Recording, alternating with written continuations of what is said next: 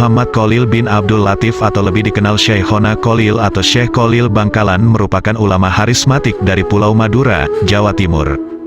Syekh Khalil lahir di Bangkalan pada tahun 1820 dan meninggal dunia di usia 104 tahun pada 1925.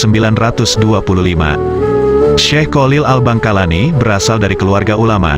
Ayahnya merupakan Kiai Haji Abdul Latif yang mempunyai pertalian darah dengan Sunan Gunung Jati. Sementara ibunya yakni Syarifah Khadijah, putri Sayyid Asror Karomah bin Kiai Abdullah bin Ali Akbar bin Sayyid Sulaiman Kanigoro Mojo Agung. Sayyid Sulaiman adalah anak dari Sayyid Zen Sunan Gunung Jati. Sebagaimana cerita Wali Songo, banyak kisah semasa hidup Syekh Khalil Bangkalan yang di luar nalar manusia. Karomah Syekh Khalil Bangkalan yang pertama adalah membelah diri. Syekh Khalil Bangkalan dikenal dengan kemampuannya bisa berada di beberapa tempat dalam waktu bersamaan. Suatu waktu, pernah ada peristiwa aneh saat beliau mengajar di pesantren. Ketika sedang mengajar, Syekh Khalil melakukan sesuatu yang tidak terpantau mata dan tiba-tiba baju dan sarung beliau basah kuyup. Para santri pun menjadi heran dan penuh bertanya-tanya. Sedangkan beliau hanya cuek tidak bercerita apapun, langsung meninggalkan santrinya dan masuk rumah untuk mengganti baju. Teka-teki itu baru terjawab setengah bulan kemudian. Ada seorang nelayan sowan ke Mbah Khalil untuk mengucapkan terima kasih, karena pertolongan dari beliau nelayan itu bisa selamat dari bahaya tenggelamnya perahu di tengah laut. Kedatangan nelayan itu membuka segala kebingungan dan pertanyaan selama ini. Ternyata saat pengajian Mbah Khalil dapat pesan agar segera ke pantai untuk menyelamatkan nelayan yang perahunya pecah. Yang kedua, ke Makkah naik kerocok. Pada suatu sore di pinggir pantai di daerah Bangkalan, Syekh Khalil ditemani oleh Kiai Syamsul Arifin, salah seorang murid dan sahabatnya. Mereka membicarakan urusan pesantren dan persoalan umat. Tanpa terasa, waktu sudah berlangsung lama dan matahari hampir terbenam. Tiba-tiba Kiai Syamsul berkata, "Kita belum sholat asyar, Kiai." Syekh Khalil pun langsung beristighfar menyadari kehilafannya. Kiai Syamsul berkata lagi, "Waktu asyar hampir habis, kita tidak mungkin sholat secara sempurna."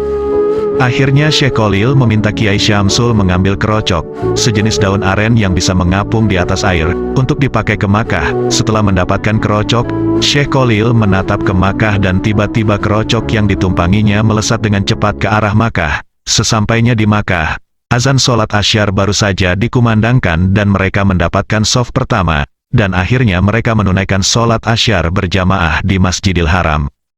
Yang ketiga, debat kepiting dan rajungan. Pada suatu hari, para ulama Makkah berkumpul di Masjidil Haram untuk berdiskusi membahas masalah dan hukum Islam yang sedang terjadi. Semua persoalan didiskusikan tanpa hambatan dan selalu mendapat solusi serta kesepakatan semua ulama. Namun pada masalah mengenai halal atau haramnya kepiting dan rajungan, terjadi banyak pendapat dan tidak menemukan solusi. Pada waktu itu Syekh Khalil berada di antara peserta diskusi. Melihat jalan buntu, ia lalu minta izin menawarkan solusi untuk masalah tersebut. Akhirnya, Syekh Khalil dipersilakan naik ke mimbar oleh pimpinan diskusi. Setelah tiba di atas mimbar, Syekh Khalil berkata, "Saudara sekalian, ketidaksepakatan kita dalam menentukan hukum kepiting dan rajungan ini menurut saya, disebabkan saudara sekalian belum melihat secara pasti wujud kepiting dan rajungan." Semua ulama yang hadir dalam diskusi tersebut menyetujui keterangan Syekh Khalil. Kemudian Syekh Khalil melanjutkan pembicaraannya.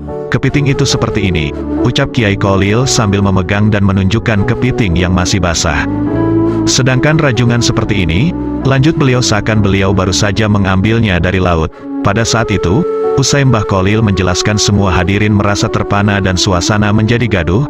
Mereka saling bertanya dari mana Syekh Khalil mendapatkan kedua hewan tersebut dalam sekejap saja. Setelah kejadian tersebut, akhirnya para ulama menemukan solusi, dan Syekh Khalil semenjak kejadian tersebut disegani para ulama Masjidil Haram.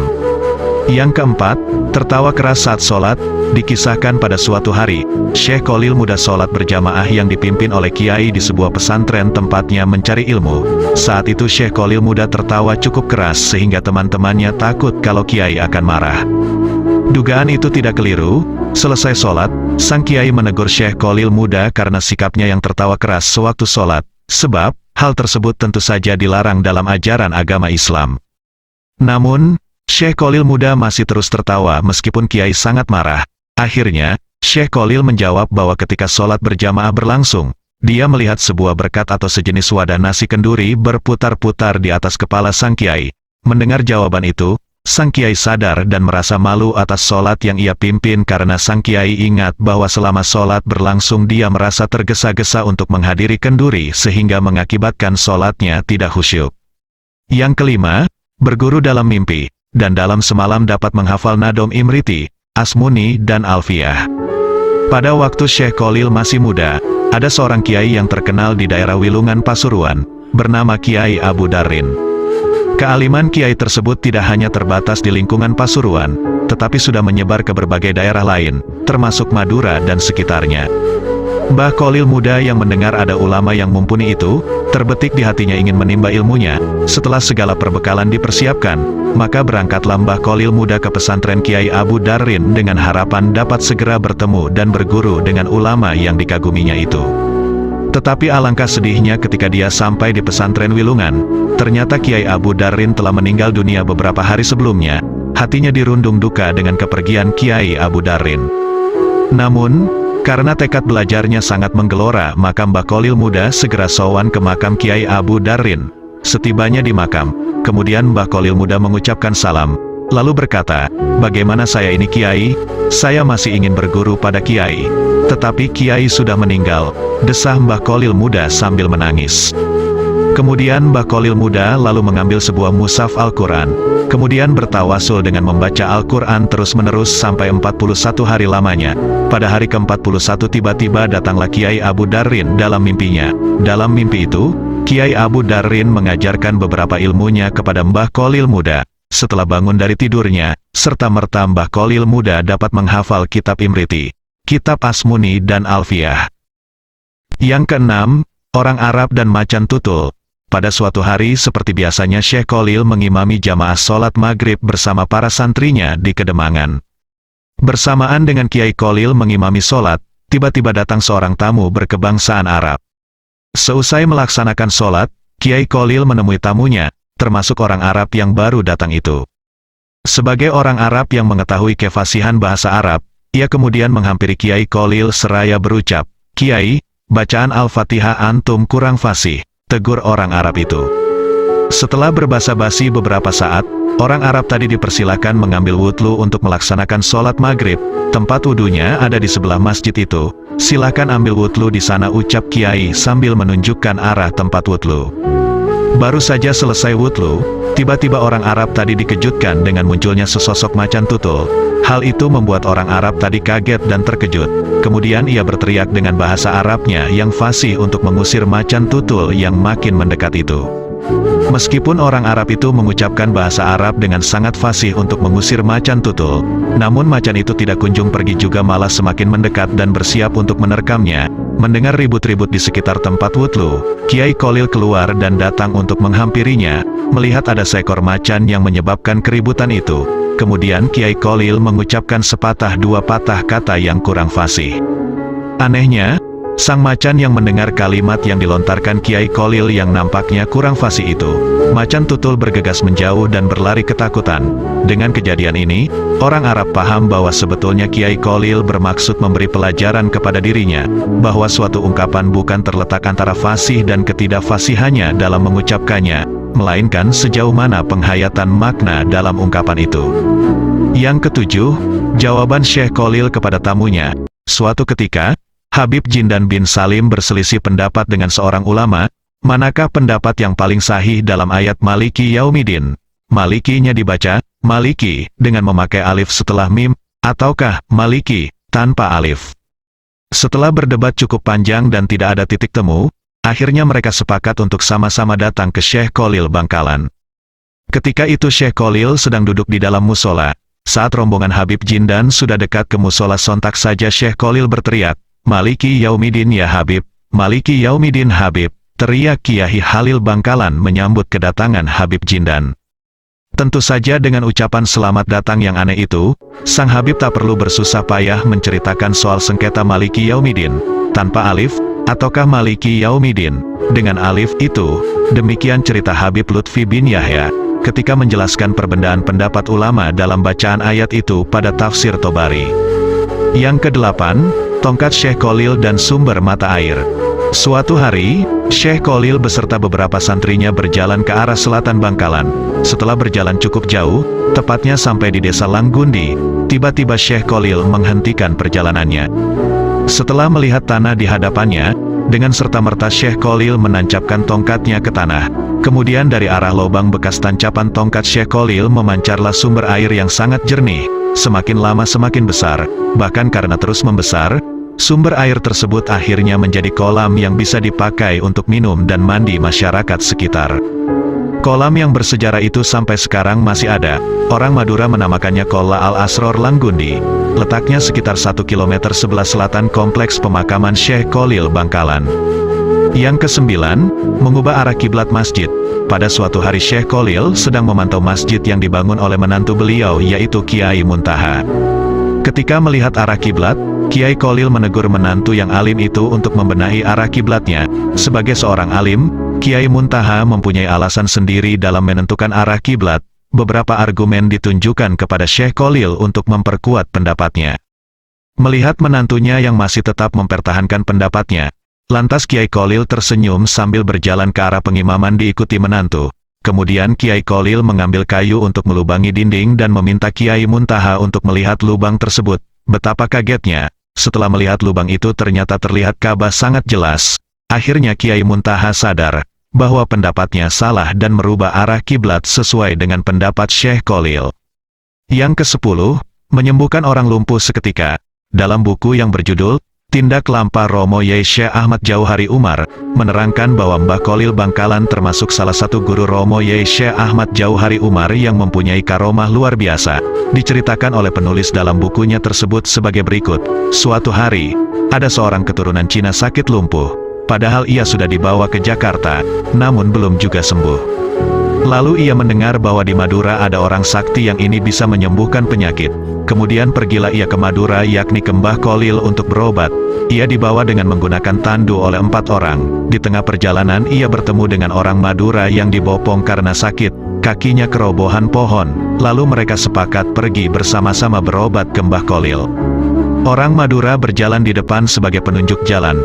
Kira-kira jarak kurang dari 20 meter dari rumah Mbah Kholil, muncullah Mbah Kholil dalam rumahnya dengan membawa pedang seraya berkata, "Mana orang itu? Mana orang itu? Biar saya bacok sekalian." Melihat hal tersebut, kedua orang sakit tersebut ketakutan dan langsung lari tanpa ia sadari sedang sakit. Karena Mbah Kholil terus mencari dan membentak-bentak mereka, akhirnya tanpa disadari, mereka sembuh. Setelah Mbah Kholil wafat, kedua orang tersebut sering ziarah ke makam beliau. Yang ke-11, pencuri timun tidak bisa duduk. Pada suatu hari petani timun di Bangkalan mengeluh, timun yang siap panen selalu raib dipanen maling. Kejadian tersebut berlangsung lama, akhirnya para petani bermusyawarah untuk sowan ke Mbah Kholil. Sesampainya di rumah Mbah Kholil, sebagaimana biasanya, Kiai saat itu sedang mengajar, dan pas kebetulan saat itu Mbah Kholil sedang mengajar ilmu nahwu.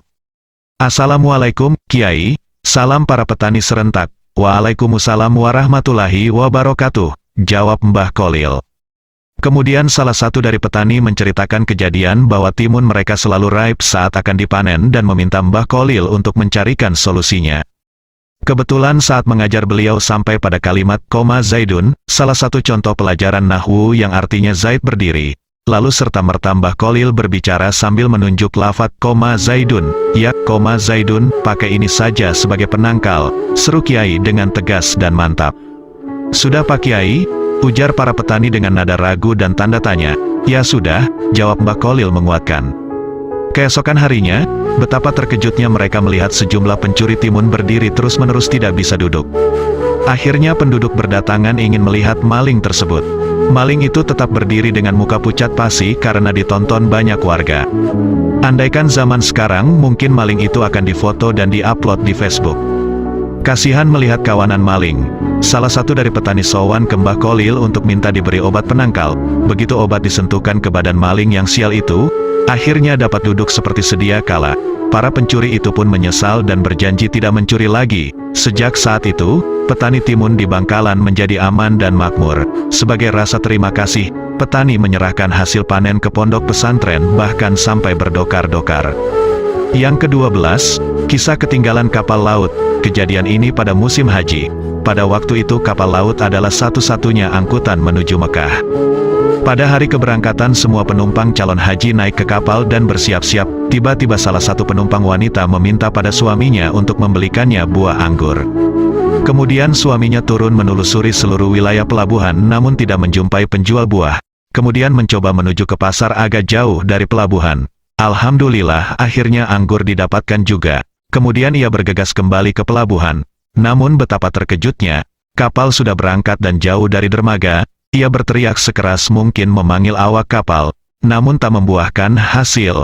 Kemudian ia menyesali keadaan itu dan duduk di pinggir pantai. Kemudian datanglah laki-laki menghampirinya. Kemudian ia memberikan nasihat agar mendatangi Mbah Kholil. Ia bertanya-tanya siapa Mbah Kholil, apa bisa menolong saya saat ini. Lelaki itu meyakinkan bahwa Mbah Kholil insya Allah bisa menolongmu. Lalu suami yang malang itu sowan dan menceritakan kejadian dari awal hingga datang ke Mbah Kholil. Dengan nada datar Mbah Kholil menjawab, ini bukan urusan saya, ini urusan petugas pelabuhan. Suami malang itu kembali dengan tangan hampa. Saat sampai di pelabuhan bertemu lagi dengan orang laki-laki tadi, dan suami menjelaskan dengan nada putus asa bahwa ia disuruh ke petugas pelabuhan. Namun lelaki tadi mengulang perkataannya untuk kembali ke Mbah Kholil.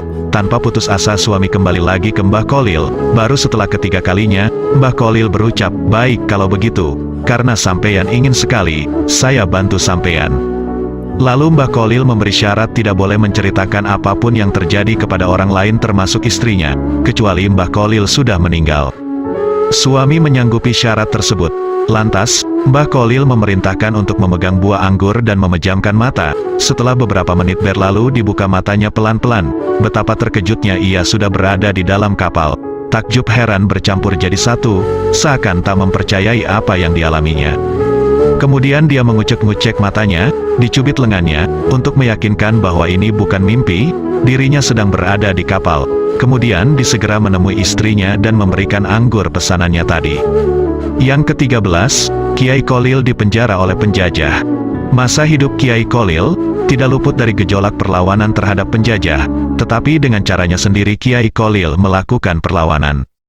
Pertama, ia melakukannya dalam bidang pendidikan. Dalam bidang ini, Kiai Kholil mempersiapkan murid-muridnya untuk menjadi pemimpin yang berilmu, berwawasan, tangguh dan mempunyai integritas, baik kepada agama maupun bangsa. Ini dibuktikan dengan banyaknya pemimpin umat dan bangsa yang lahir dari tangannya.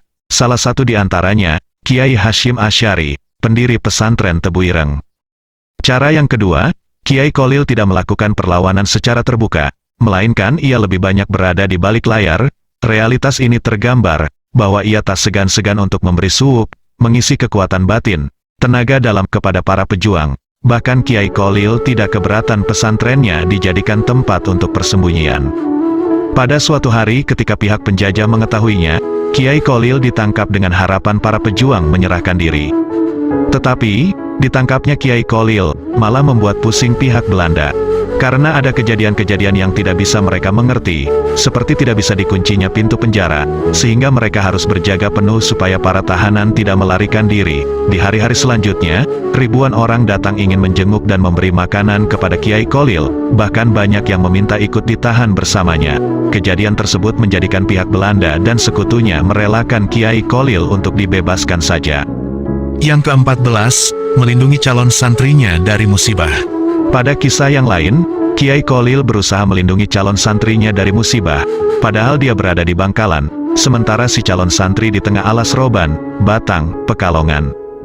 Menurut cerita si calon santri yang bernama Muhammad Amin, ia berangkat dari Kempek, Cirebon, bersama 5 orang temannya, menuju Madura, untuk berguru kepada Kiai Kholil. Mereka tidak membawa bekal apa-apa kecuali beberapa lembar sarung, baju, dan celana untuk tidur, golok serta titikan, alat pemantik api yang terbuat dari batu. Setelah berjalan kaki berhari-hari, menerobos hutan dan menyeberangi sungai, mereka sampai di tepi hutan alas roban di luar kota Batang, Pekalongan. Hutan itu terkenal angker, sehingga tidak ada yang berani melewatinya.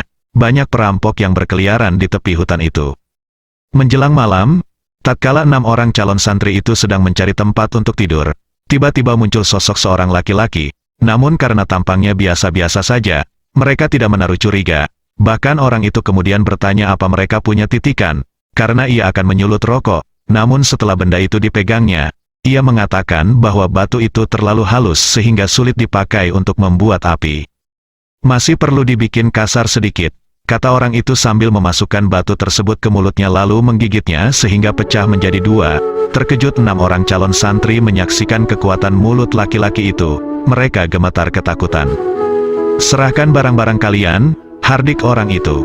Amin, salah seorang calon santri, yang paling berani di antara mereka, menjawab, kalau barang-barang kami diambil, kami tidak bisa melanjutkan perjalanan ke Bangkalan. Mendengar kata Bangkalan, orang itu tampak was-was. Kemudian ia bertanya mengapa kalian ke sana, kami mau berguru kepada Mbah Kholil, jawab Amin.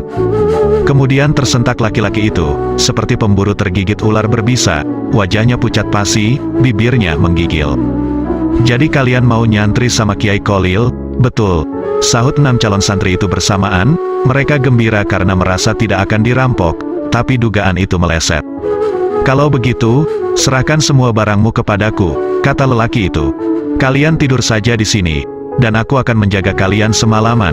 Makin ketakutan saja para remaja itu, mereka kemudian memang membaringkan badan tapi mata tidak bisa diajak tidur semalaman, maut seakan sudah dekat saja. Keesokan harinya, selepas mereka salat subuh, lelaki itu mengajak mereka pergi, ayo kita berangkat, ujarnya, kemana? Tanya para calon santri. Akan kuantar kalian keluar dari hutan ini agar tidak diganggu oleh perampok lain, jawabnya tampak ramah. Dalam hati mereka bertanya-tanya, apa maunya orang ini?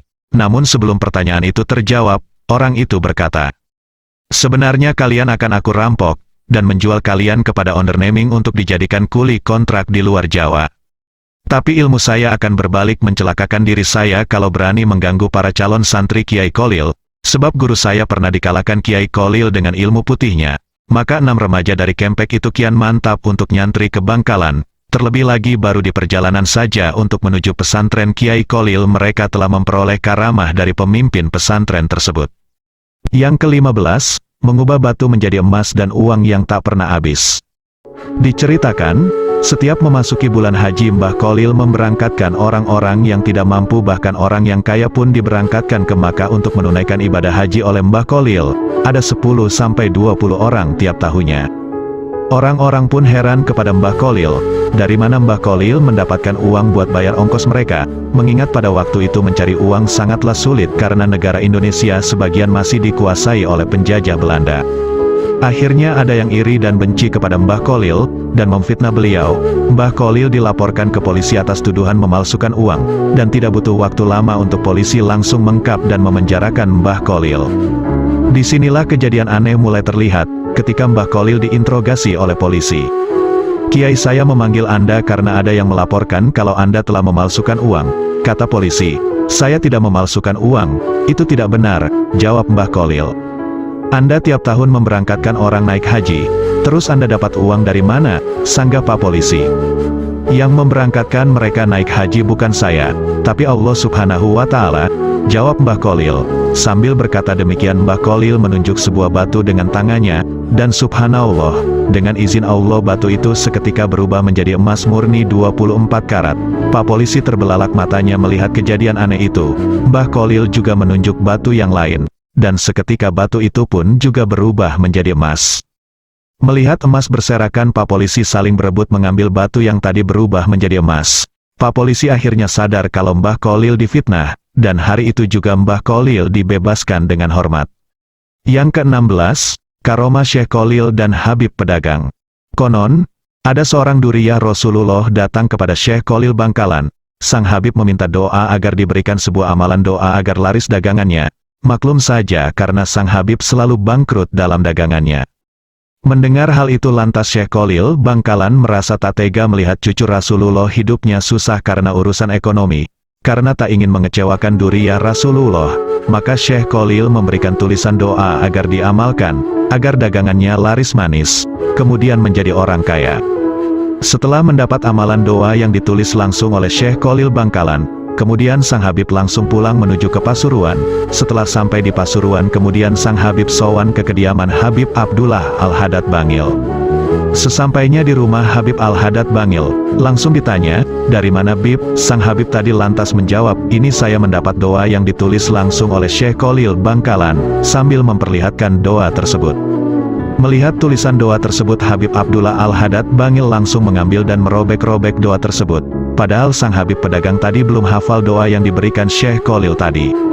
Ketika merobek doa tersebut, Habib Abdullah Al-Hadad berkata, "Ini doa apaan?" Seolah-olah menyalahkan Syekh Khalil karena memberikan doa tersebut kepada Habib pedagang tadi. Setelah kejadian tersebut, Habib pedagang tadi kembali sowan ke Madura menemui Syekh Khalil Bangkalan. Sesampainya di sana belum sempat Habib pedagang tadi menceritakan kejadian yang dialaminya, Syekh Khalil sudah memberikan doa yang sudah ditulisnya sambil berkata, "Ini Bib, sudah saya tuliskan kembali doa yang dirobek-robek oleh Habib Abdullah Al-Hadad." Habib pedagang semakin kaget dan terperanjat mendengar hal itu. Beliau semakin kagum dengan karomah Syekh Khalil Bangkalan. Kembali kepada Syekh Khalil Bangkalan dan Habib Abdullah Al-Hadad. Setelah sang pedagang kembali ke Pasuruan, beliau sowan lagi kepada Habib Abdullah Al-Hadad.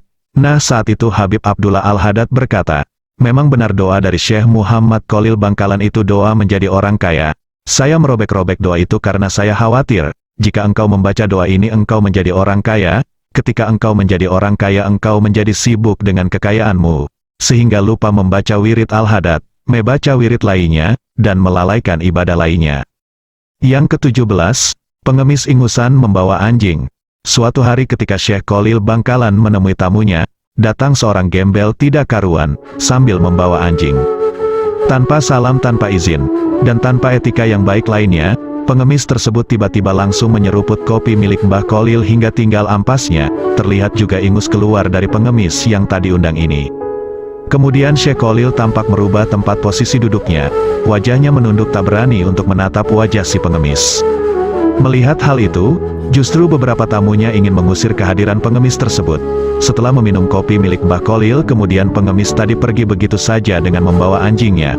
Kemudian Mbah Khalil menawarkan siapa dari tamunya yang ingin meminum minumannya tadi.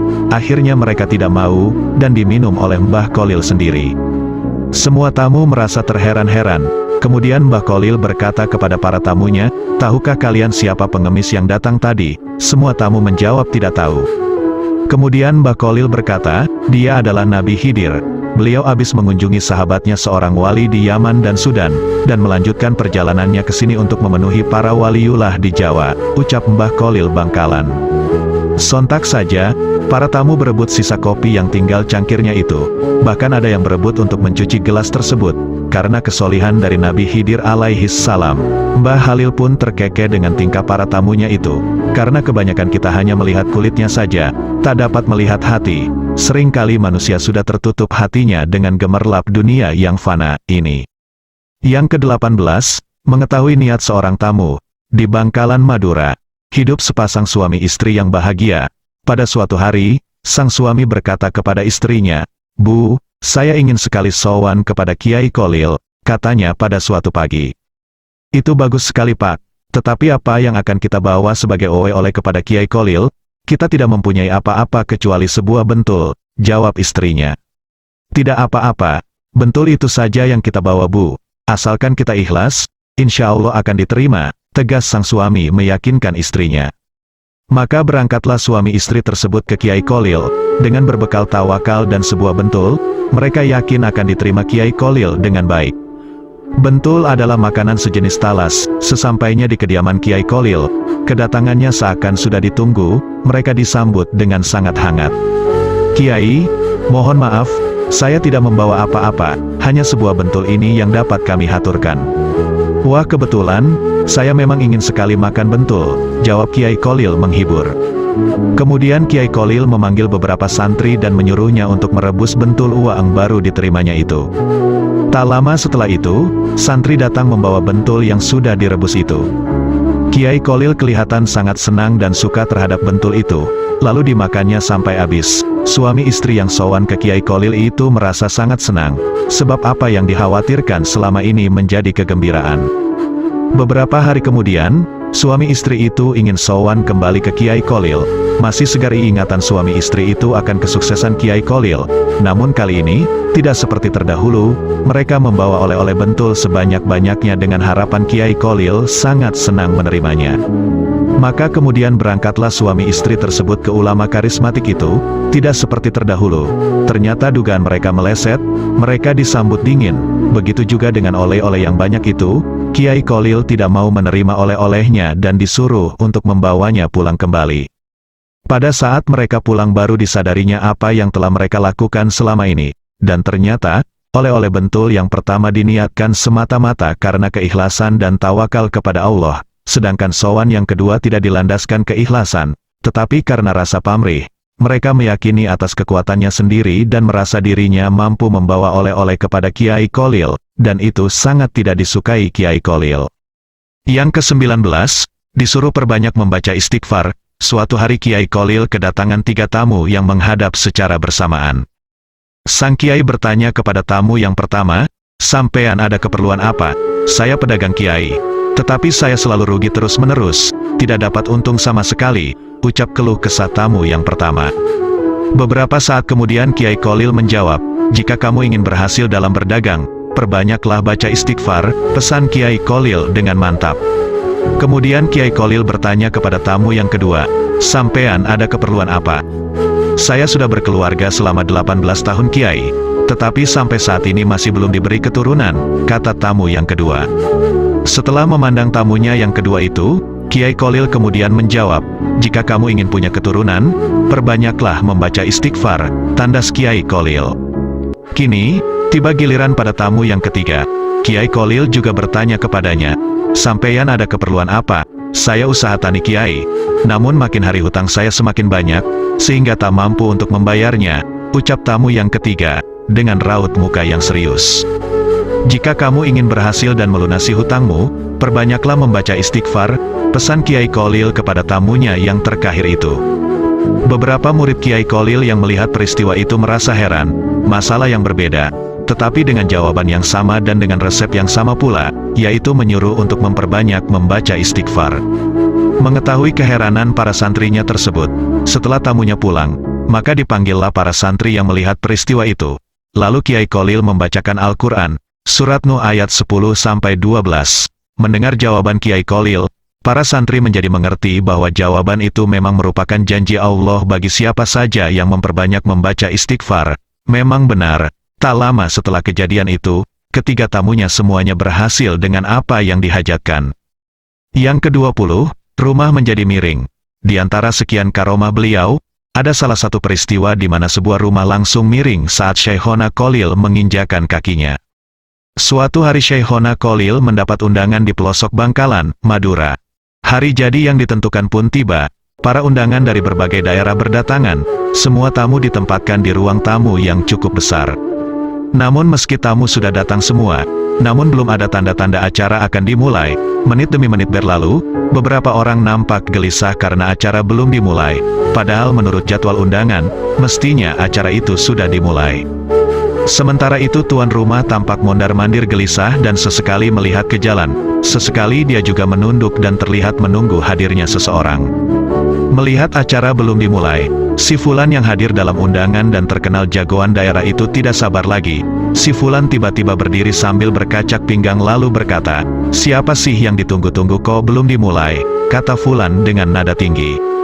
"Kami menunggu Kiai Kolil," jawab tuan rumah, sambil berupaya menenangkan suasana yang sudah memanas. "Siapa sih dia? Hanya karena dia acara ini jadi diundur-undur," ejek si Fulan. Belum selesai bicara, datang sebuah dokar yang tak lain adalah Kiai Kolil yang ditunggu-tunggu. "Assalamualaikum," ucap Kiai Kolil, sambil menginjakan kakinya ke lantai tangga paling bawah dari rumah besar itu. Bersamaan dengan injakan kaki Kiai Kolil, gemparlah semua undangan yang hadir, karena tiba-tiba rumah menjadi miring. Melihat kondisi itu, para undangan tercengang dan tidak berani menatap wajah Kiai Kolil, dan si Fulan yang terkenal jagoan itu ketakutan, nyalinya menjadi kecil. Setelah beberapa saat kejadian itu berlangsung, Kiai Kolil mengangkat kakinya dan seketika itu juga rumah yang sudah miring kembali seperti sedia kala. Semua undangan yang hadir pun langsung menghampiri dan menyalami Kiai Kolil.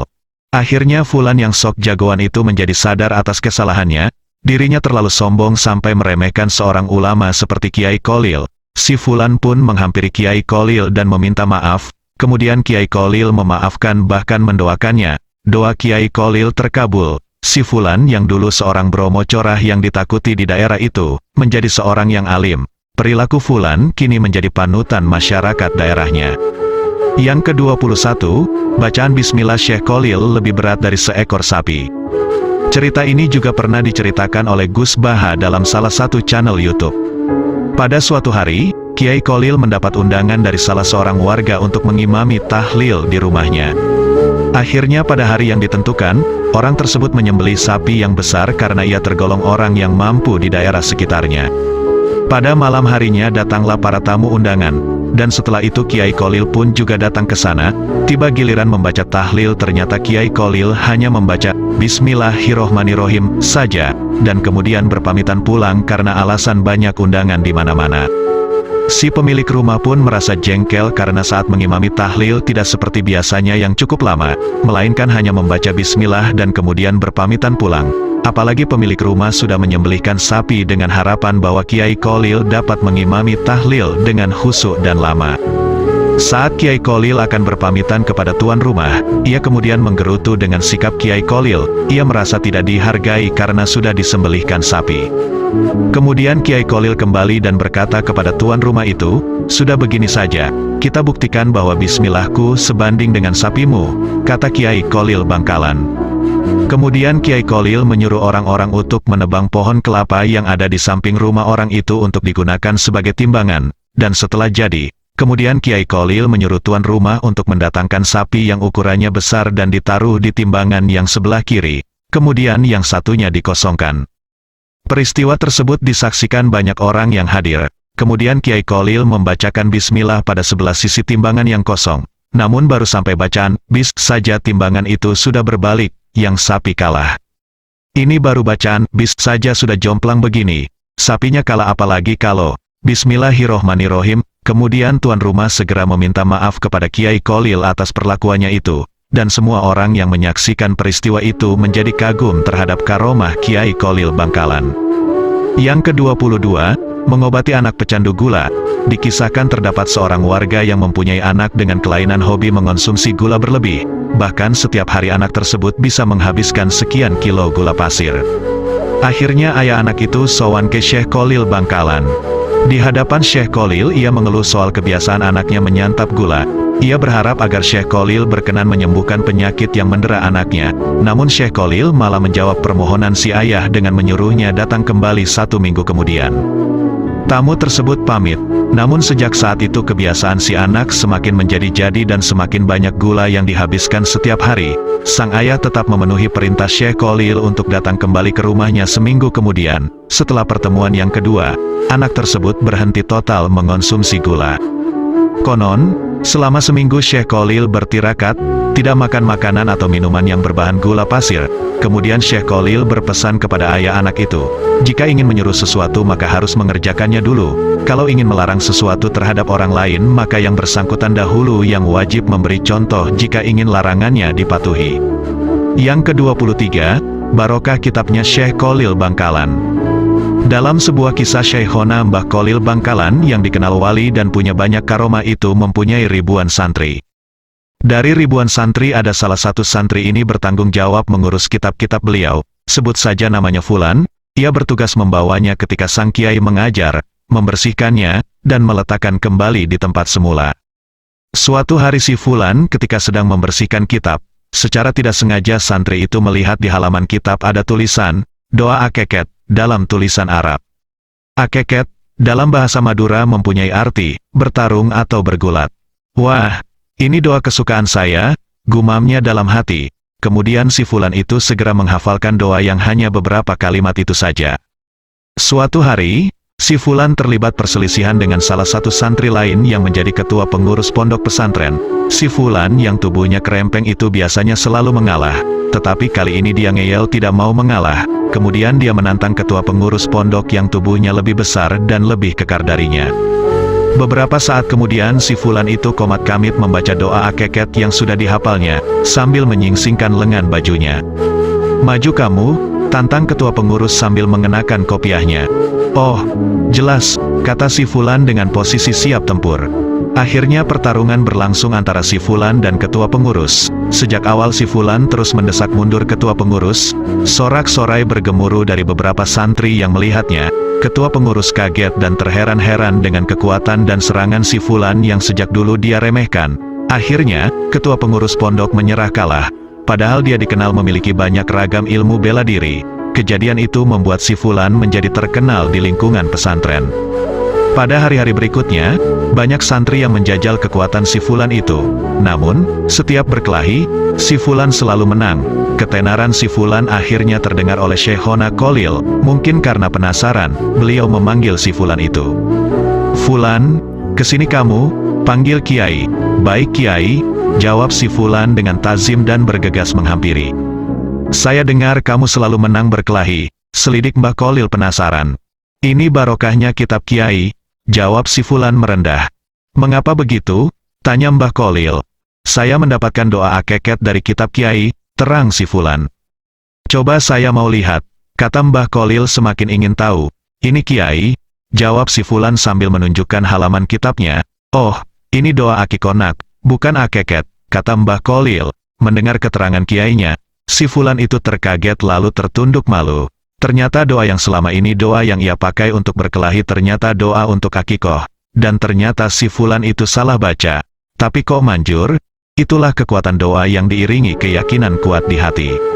Yang ke-24, tidak mau mengendarai kuda dari Bima.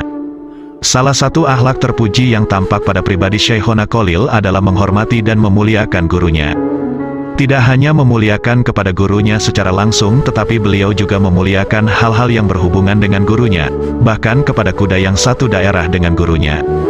Suatu ketika Mbah Kholil bepergian menuju suatu tempat dengan mengendarai dokar. Saat hendak menaikinya, Kiai Kholil terus memandangi kuda yang dikendarainya, seakan ada sesuatu yang mengganjal dari jenis kuda tersebut.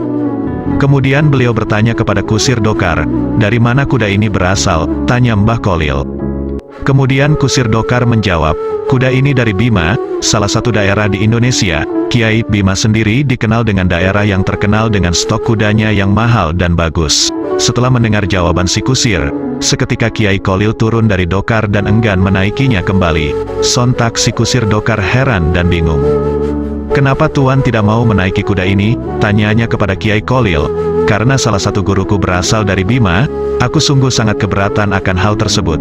Bisa jadi kuda ini termasuk keturunan kuda yang pernah dinaiki guruku atau putra-putranya," jawab Kiai Kholil menjelaskan ihwal ketidakbersediaan beliau mengendarai kuda dari Bima tersebut. Yang ke-25, bertemu Nabi Khidir alaihi salam. Salah satu karomah Syekhona Kholil Bangkalan yang cukup masyhur adalah ketika bertemu dengan Nabi Khidir. Hal itu diulas dalam buku, Surat Kepada Anjing Hitam, biografi dan karomah Syekhona Kholil Bangkalan, yang ditulis oleh Syaiful Rahman.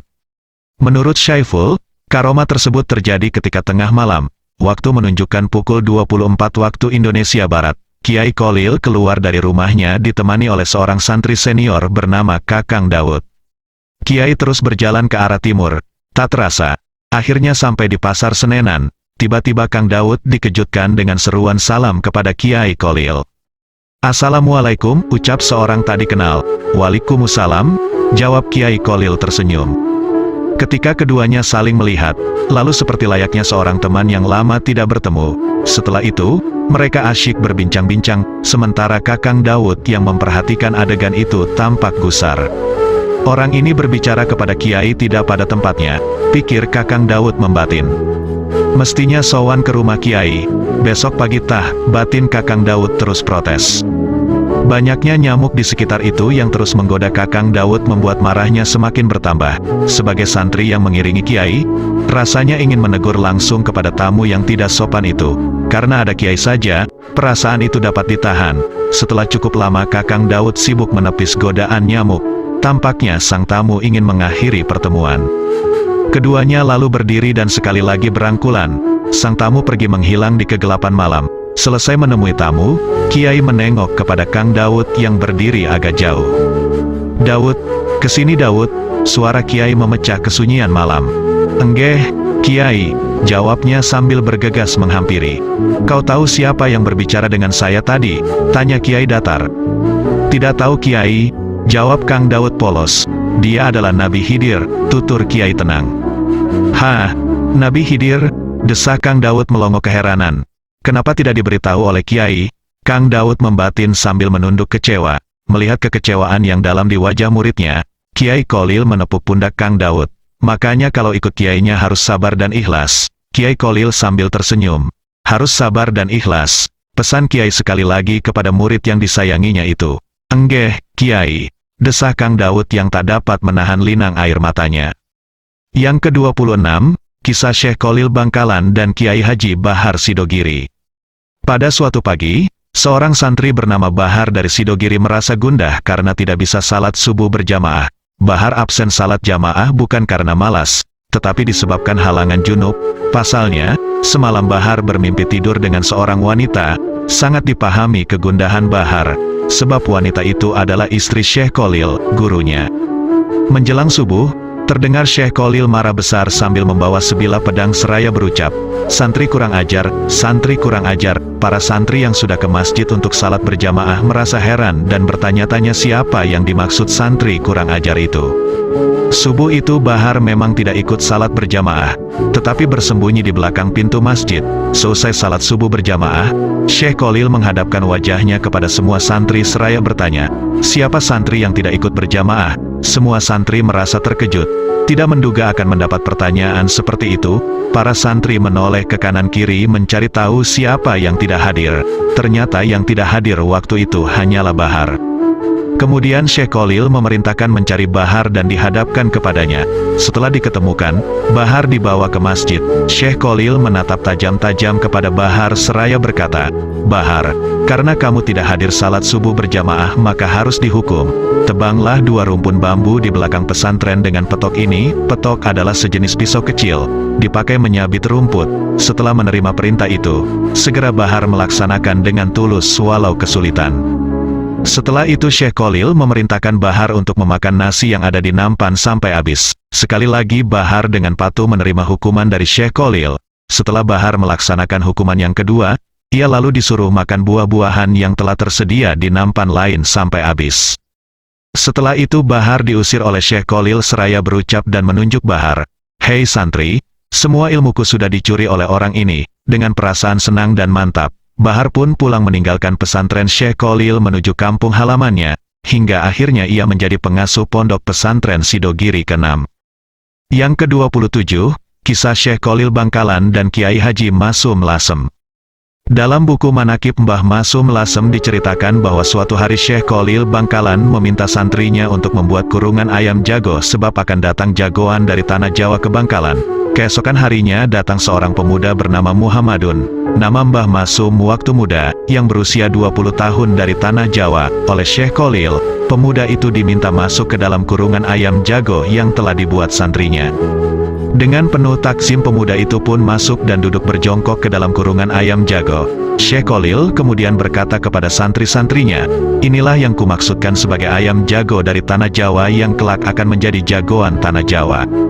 Pada awal nyantri, Mbah Masum Lasem malah disuruh mengajarkan alfiyah kepada santri-santri Syekh Kholil di dalam kamar yang tidak ada penerangnya. Mbah Masum hanya nyantri selama 3 bulan. Ketika hendak pulang, Mbah Kholil memanggilnya seraya mendoakannya dengan doa sapu jagat. Saat Mbah Masum melangkah pergi beberapa meter, ia dipanggil kembali oleh Syekh Kholil lalu didoakan dengan doa yang sama. Hal ini terjadi berulang hingga 17 kali. Yang ke-28, kisah Syekhona Kholil dengan Kiai Haji Wahab Hasbullah. Suatu hari di bulan Syawal, Kiai Kholil tiba-tiba memanggil santrinya, "Anak-anakku, sejak hari ini kalian harus memperketat penjagaan pondok pesantren. Pintu gerbang harus senantiasa dijaga. Sebentar lagi akan ada macan masuk ke pondok kita ini," kata Syekh Kholil agak serius. Mendengar tutur guru yang sangat dihormati itu, segera para santri mempersiapkan diri. Waktu itu sebelah timur Bangkalan memang terdapat hutan-hutan yang cukup lebat dan angker. Hari demi hari, penjagaan semakin diperketat, tetapi macan yang ditunggu-tunggu itu belum tampak juga. Memasuki minggu ketiga, datanglah ke pesantren pemuda kurus, tidak berapa tinggi berkulit kuning langsat sambil menenteng kopor seng. Sesampainya di depan pintu rumah Syekh Khalil, lalu mengucap salam. Mendengar salam itu, bukan jawaban salam yang diterima, tetapi Kiai malah berteriak memanggil santrinya. "Hei santri semua, ada macan, ayo kita kepung, jangan sampai masuk ke pondok," seru Syekh Khalil bak seorang komandan di medan perang. Mendengar teriakan Syekh Khalil kontan saja semua santri berhamburan, datang sambil membawa apa yang ada, pedang, celurit, tongkat, pacul untuk mengepung pemuda yang baru datang tadi yang mulai nampak kelihatan pucat. Tidak ada pilihan lagi kecuali lari 1000 langkah. Namun karena tekad ingin nyantri ke Syekh Khalil begitu menggelora, maka keesokan harinya mencoba untuk datang lagi. Begitu memasuki pintu gerbang pesantren, langsung disongsong dengan usiran ramai-ramai. Demikian juga keesokan harinya, baru pada malam ketiga, pemuda yang pantang mundur ini memasuki pesantren secara diam-diam pada malam hari. Karena lelahnya pemuda itu, yang disertai rasa takut yang mencekam, akhirnya tertidur di bawah kentongan surau. Secara tidak diduga, tengah malam Syekh Khalil datang dan membantu membangunkannya. Karuan saja dimarahi habis-habisan, pemuda itu dibawa ke rumah Syekh Khalil. Setelah berbasa-basi dengan 1000 alasan, baru pemuda itu merasa lega setelah resmi diterima sebagai santri Syekh Khalil. Pemuda itu bernama Abdul Wahab Hasbullah. Kelak kemudian hari santri yang diisyaratkan macan itu, dikenal dengan nama Kiai Haji Wahab Hasbullah, seorang kiai yang sangat alim, jagoan berdebat, pembentuk komite Hijaz, pembaharu pemikiran.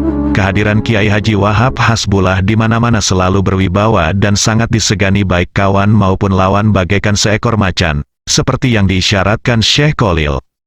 Yang ke-29, Kisah Syekh Khalil Bangkalan dan Kiai Haji Asad Situbondo. Ketika Kiai Asad masih menjadi santri Syekh Khalil, ia pernah disuruh mengantarkan tongkat ke Kiai Hashim Asy'ari di Jombang. Di lain hari ia disuruh mengantarkan tasbih kepada Kiai Hashim juga. Syekh Khalil hanya memberikan bekal beberapa uang logam. Ketika Kiai Asad naik bas atau kereta, bola-balik kondektur tidak menagih tiket kepadanya. Demikian pula ketika akan menyeberangi Selat Madura, seseorang tiba-tiba mengajaknya naik ke kapal bersamanya secara cuma-cuma. Setelah turun dari kapal, beliau kembali ditawari naik kendaraan ke Jombang. Beliau menerima tawaran ini dengan rasa syukur. Kiai Asad yakin hal ini karena doa dan barakah dari sang guru melalui uang logam yang diberikan Syekh Khalil. Yang ke-30, Kisah Syekh Khalil Bangkalan dan Kiai Haji Hashim Asy'ari. Ketika awal nyantri, Hashim Asy'ari muda disuruh naik ke atas pohon bambu, sementara Syekh Khalil terus mengawasi dari bawah sembari memberi isyarat agar terus naik dan tidak boleh turun sampai ke pucuk pohon bambu tersebut. Kiai Hashim dengan takzim terus naik sesuai perintah gurunya. Begitu sampai di pucuk, Syekh Khalil mengisyaratkan agar Kiai Hashim langsung loncat ke bawah. Tanpa pikir panjang Kiai Hashim langsung meloncat dan selamat. Ternyata hal tersebut hanya ujian kepatuhan seorang santri kepada kiainya. Sebagai murid, Kiai Hashim tidak pernah mengeluh ketika disuruh apapun oleh gurunya, termasuk ketika disuruh menggembalakan kambing dan sapi, mencari rumput dan membersihkan kandang. Ia menerima titah gurunya itu sebagai khidmat, dedikasi, kepada sang guru. Selain itu, saat Syekh Khalil kehilangan cincin pemberian istrinya yang jatuh di kamar mandi, Kiai Hashim memohon izin untuk mencarinya. Setelah diizinkan, sejurus kemudian beliau masuk ke sapi tank dan mengeluarkan isinya. Setelah dikuras seluruhnya, dan badan Kiai Hashim penuh dengan kotoran, akhirnya cincin milik gurunya berhasil ditemukan. Betapa senang sang guru melihat muridnya telah berhasil mencarikan cincinnya hingga terucap doa, "Aku ridho padamu wahai Hashim, kudoakan dengan pengabdianmu dan ketulusanmu, semoga derajatmu ditinggikan, engkau akan menjadi orang besar, tokoh panutan, dan semua orang cinta padamu."